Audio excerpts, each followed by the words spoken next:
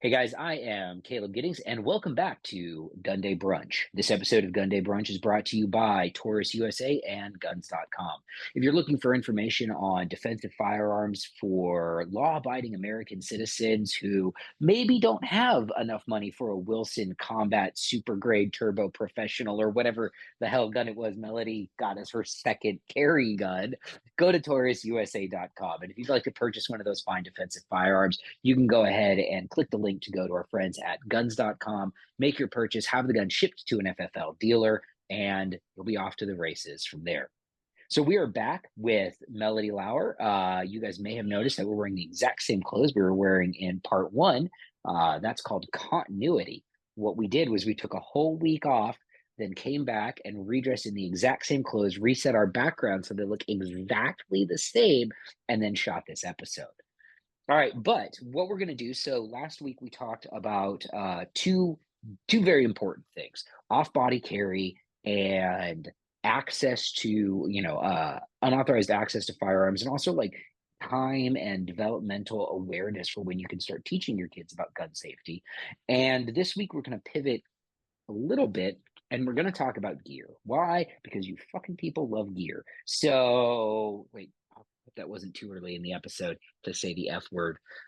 Might have been. Oh well.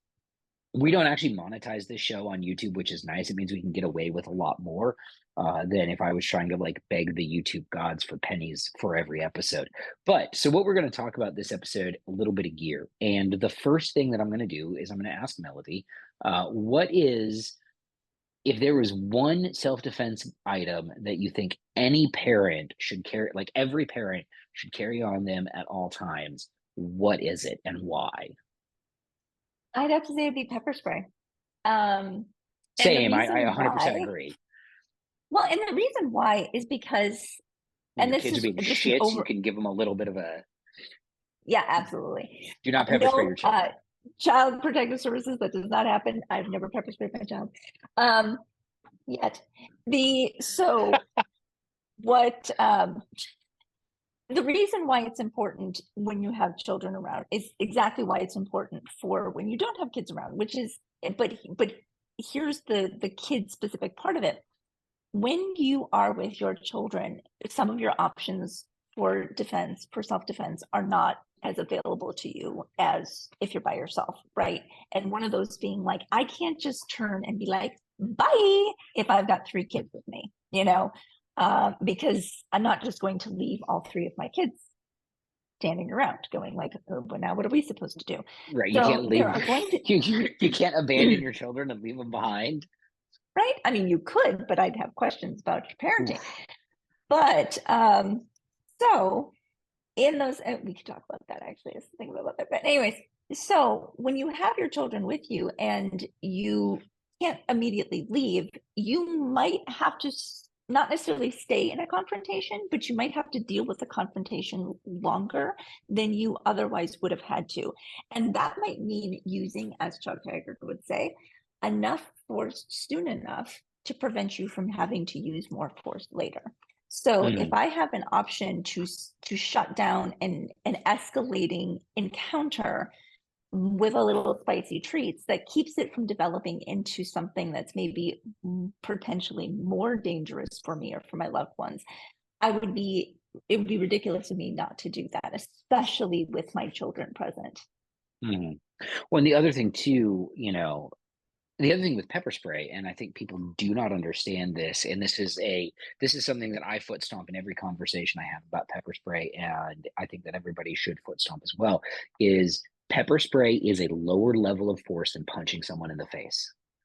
You can use pepper spray at a lower level of confrontation legally than you need to articulate than if you decide to sock someone in the eye or throw an elbow on them or do jujitsu to them. Because at any time that you actually go hands on with a person, that is considered a higher level of force than just giving them the spicy breath mints and being like, get away from me.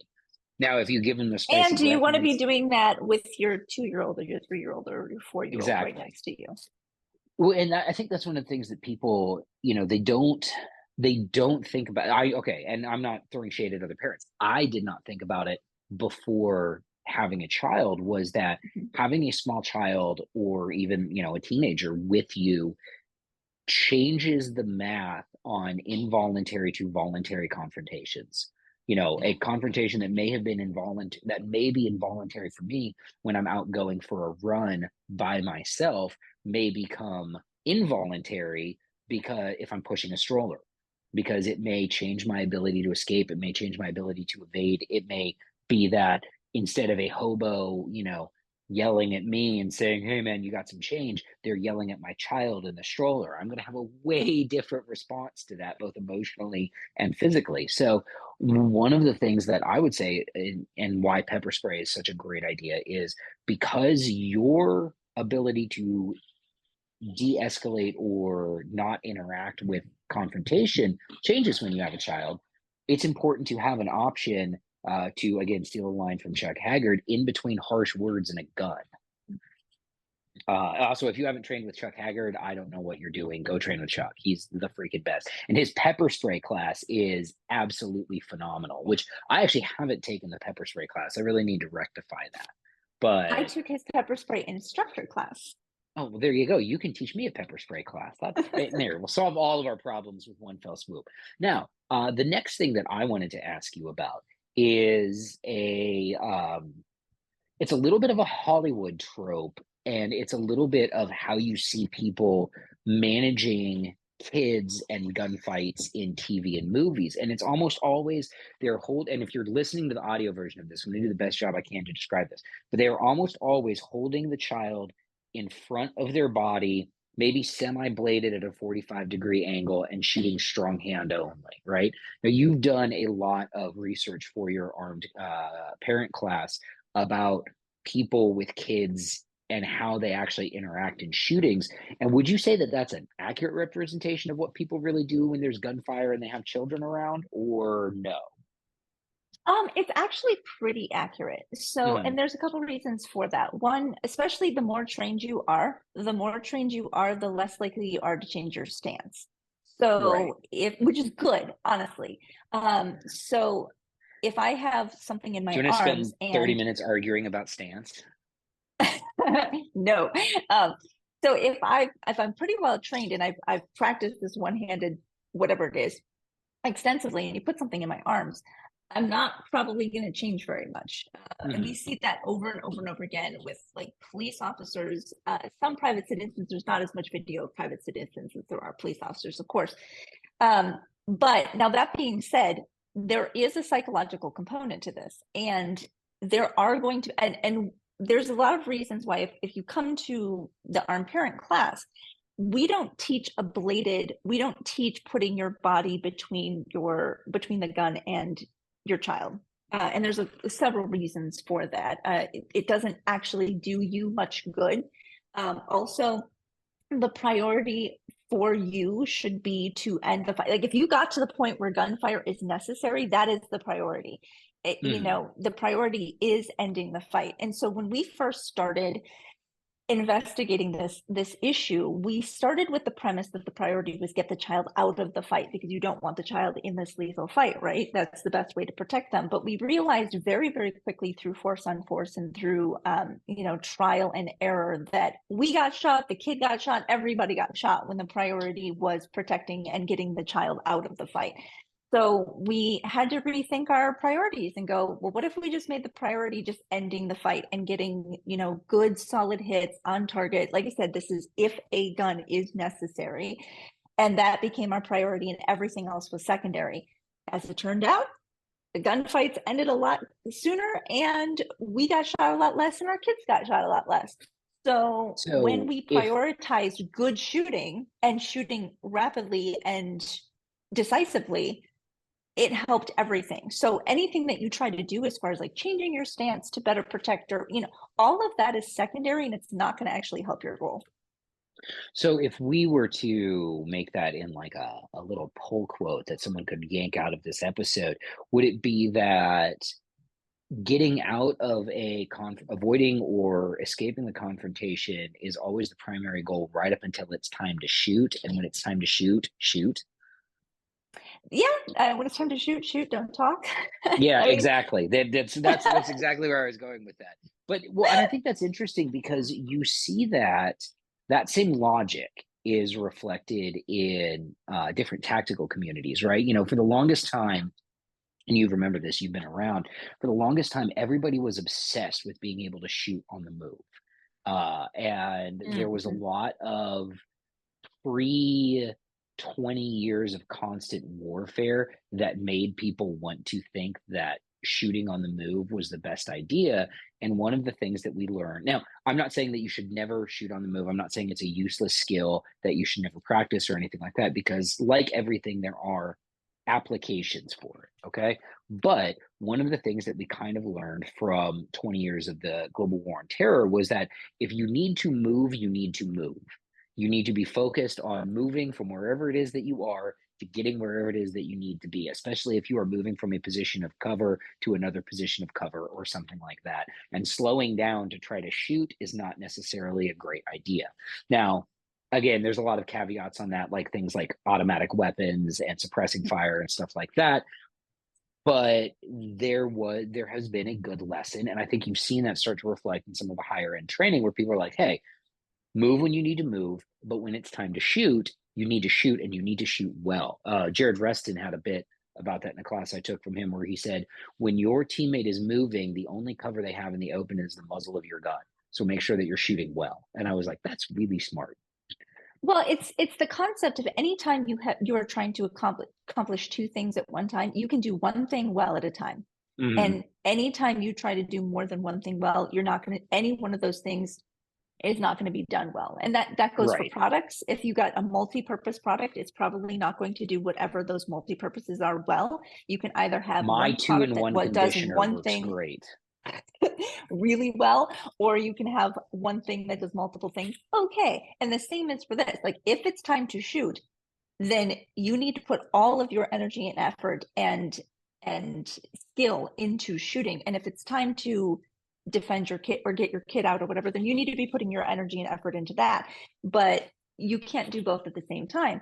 And I think when it comes back to, kids in particular, is that a lot of times because we love our kids so much and we don't want them to be hurt, the kind of natural instinct, and a lot of times this just it does come very naturally. We have almost this like baby bird sort of, I'm going to collect my kids to me and I am going to stand in the gap, and the closer they are to me, the more protected they will be. When it comes to projectile weapons, that's the opposite, because most of the time anything that is going to be coming your way is coming, it's directed towards you. Now we could talk about, and we do in the class, we talk about the difference between violence directed at you as the adult and your kids just happen to be present for it, versus violence that is specifically directed toward children, because they are two very different things.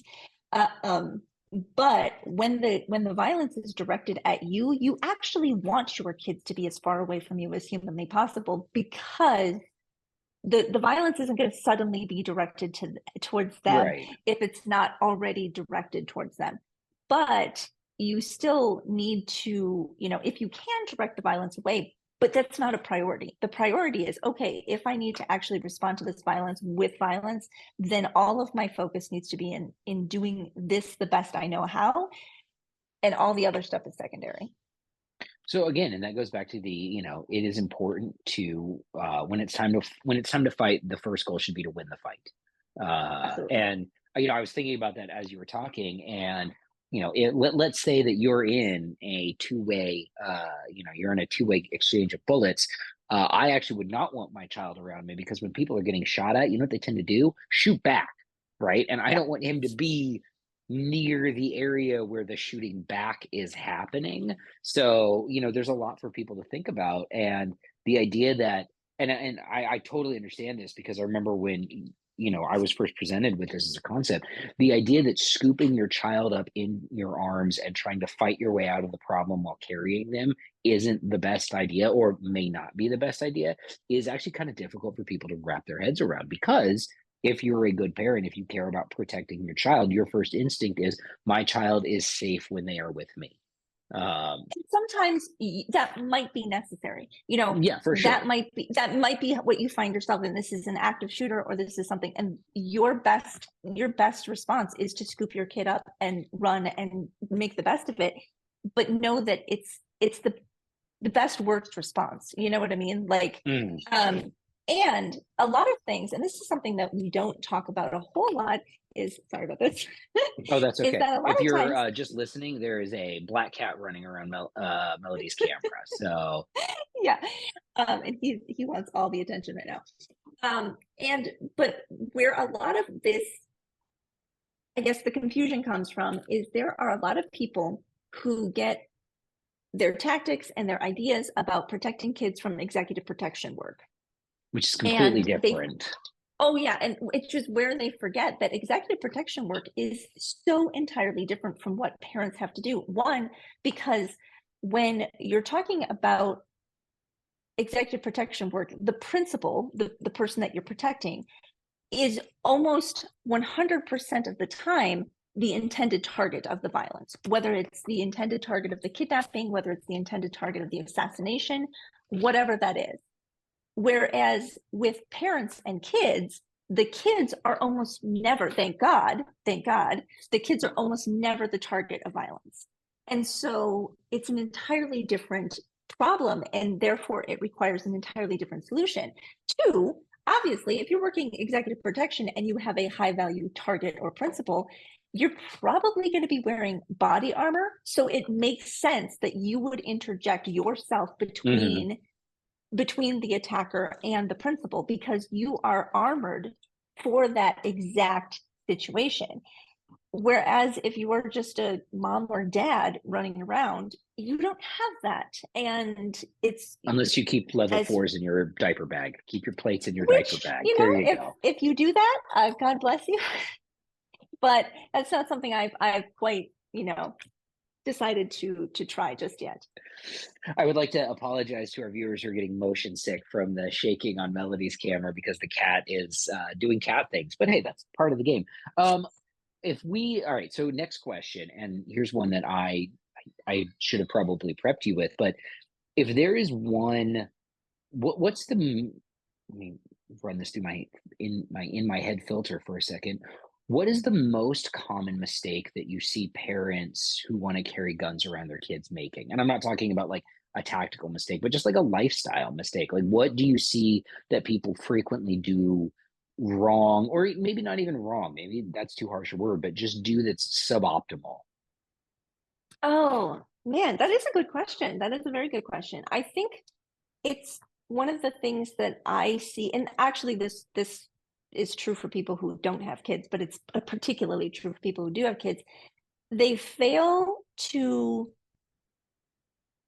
really think through the how of whatever it is that they're trying to accomplish. The greatest example I have of that is someone who has a gun, right? They put the gun in a bag, or they put the gun in a holster, but the holster's, like you said, underneath the Tula, and the kid's sitting on top of it. And they're thinking, well, I just have the gun, and so therefore I can use the gun. And it's like, well, how? How are you going to use that?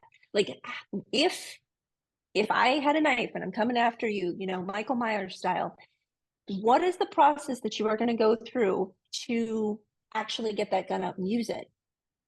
And when they actually have to start thinking through that and realize, like, oh, it's going to take me 15, I'm going to have to undo all these buckles Yeah, and I got lift like my kid clip up, and like hit and and then clear I and have to get my grip. Like, I'm going to be dead 6 times till Sunday just to get my gun out. And there is this sort of like, well, I have the thing, so therefore I can do the thing. mhm. And like I said, that's a problem for everybody. That's not just a problem, but the problem is definitely exacerbated by having kids, because they come with all these other things with them, right? Like, they're like, well, Right. I would just flee. Well, what are you going to do with your 3-year-old? How are you going to take that 2-year-old with you in a way that you don't actually increase the chance that your response, and this is something that people definitely don't think about when it comes to kids.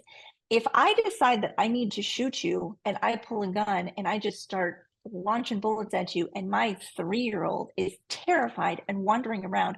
If I have not accounted for that, what are the chances that my kid can wander between me and you and actually become in danger of my response? Like, we don't like to think about the fact that we could injure somebody that we love because we're not taking them into account when we're responding violently.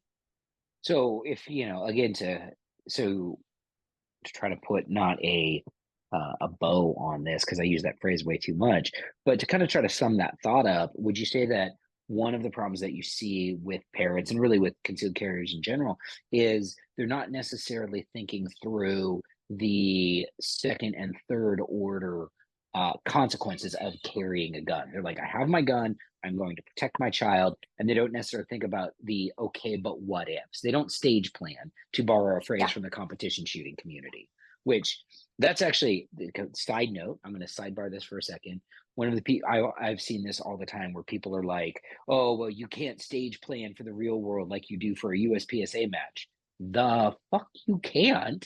Stage plan all the time. Look, and again, I use myself as an example for this, not because I'm perfect, but because I do this stuff, right? So, when I walk into, and I'm not like, there's a line between stage planning for the real world and being that guy, and we want to avoid being that guy, right? Like, I always sit with my back to the wall so I can see all the emphasis. That's Yeah. that's that guy. Don't be that guy. However, when you No. walk into a restaurant or a store, if you look around and you go, okay, there's an exit over there, there's an exit over there. If there was an active shooter in here, people are likely to flee towards the front exit because that's what's wired in them. How can I avoid that crush of people and get cover and concealment for myself? That's stage planning for the real world. And you can do that wherever you go. You can do that in Costco. You can do that with your kids present. A friend of mine used to do performance race car driving, and he said, you know, just because you're not going 110 miles an hour doesn't mean you can't pick apexes, right? It doesn't mean you can't look into a corner and drive through it with the same precision and fluidity that you would if you were trying to go 110 through that corner. And I think that applies to this as well, where as a parent, you can stage plan for the real world while you're at Culver's, while you're at Costco, while you're doing these things without turning into that guy. And I think that the side effect of that is you become more in general prepared, because things that are more likely to happen than an active shooter is a fire or the need to evacuate the restaurant. And if you've already figured out how you would escape and evade from a crush of people that are fleeing the gunman, you've also now figured out how you would escape and evade from a crush of people that are fleeing a fire. So, Mhm. Yep. there is logic to the process beyond just getting ready for a gunfight that probably isn't going to happen. All right, Melody, we have time for one more question. And with this one more question, I'm going to ask you, aside from the Citizens Defense Research Armed Parent Guardian or Concealed Carry for Parents class, if there is one class that you think, so if there is one class aside from the one that you teach, which so I've taken it, and I think you should take it even if you're not a parent or, someone in charge of children or something like that, and you just care about carrying a gun safely around other human beings. You should definitely take TAP-G or Concealed Carry for Parents. I think it's a phenomenal class. I strongly recommend it. I've taken it. I'll be taking it again in the near future. But if there is a class aside from that you think people should take, what would it be? From us or from anybody? From anyone. From anyone. We're not. I am Mm. not in the business of siloing off instructors and being like, oh, well, you shouldn't train from so and so. Except for this, there's one guy. But anyway, I'm kidding. Yeah. No, well, and man, that's hard. I mean, because like the typical answer is like a ECQC type class. And well, I think that's very valuable. I would not necessarily say like that's the one class that you should take, although I think that you should definitely take a muck wherever you can get it, What which is does muck managing mean unknown for the people? Thank context. you. Yeah. Yeah, managing unknown context, which he does teach muck separately from ECQC. I think that is one of the most valuable portions. If you could only get muck by going to ECQC, then fine, go to ECQC. But there are other people who do teach muck. So that would be my one thing is like get yourself to a muck. Which Mhm. he does open up muck to general public before he usually teaches ECQCs. You can just take mock. Yeah, no, I would 100%. I almost phrased the question as what class would it be and why is it managing unknown contacts? Because so the value for that and for people who don't, who carry a gun, the thing about managing unknown contacts, and this is, I've had to do this as a parent significantly. So I am super weird about people getting close enough to touch my kid. I don't like it, especially, and I live in the South, and there's a lot of well-meaning strangers who will walk up to your kid's stroller.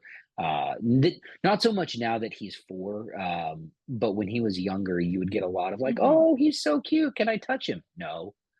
Yeah. And and we one can of have the a whole value. conversation about establishing boundaries for your kids, but yeah, Well, that's a and big one of one. the things that was valuable about managing unknown contacts was learning that it is okay to say a hard no to people, Yes. and that frequently I've seen that reset people.